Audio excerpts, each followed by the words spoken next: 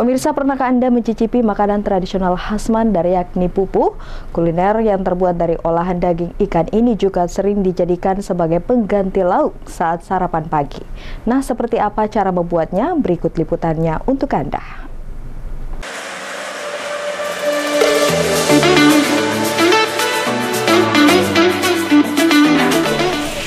Beginilah pengolahan pembuatan pupu, makanan tradisional khas Mandar yang sejak turun-temurun dikenal sebagai pengganti lauk saat disantap dengan nasi panas. Untuk proses pembuatan pupu ini biasanya dilakukan secara beramai-ramai atau berkelompok, seperti yang dilakukan oleh ibu-ibu kelompok Bahari Indah, Pulau Batoa, Desa Tonyamang, Kecamatan Binuang.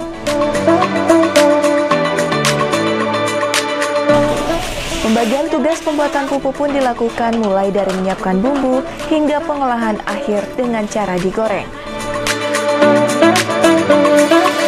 Proses awalnya dengan menyajikan bahan baku utama, yakni ikan laut bandeng atau ikan batu yang biasanya banyak ditangkap nelayan di laut.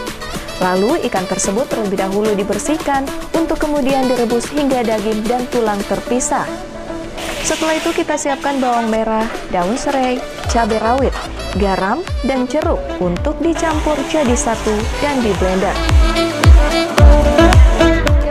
Proses selanjutnya menyediakan daging kelapa parut dan kemudian dibungkus dan diperas. Setelah semuanya selesai, daging ikan parutan kelapa dan bumbu dicampur dan diaduk rata di sebuah wadah.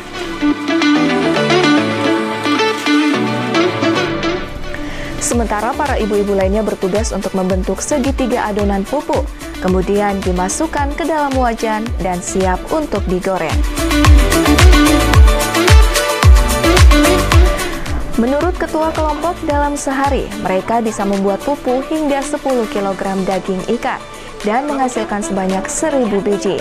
Namun sejak harga cabai dan bawang mahal, para pembuat pupu terpaksa merubah ukuran, namun tetap mempertahankan rasa dan kelezatannya. Bahan bakunya itu ya pertama ikan, terus kelapa, terus bumbu-bumbu, ada serai, lengkuas, garam, lombok kecil, bawang merah, kanji. Pakai kanji juga ya? Supaya melengket.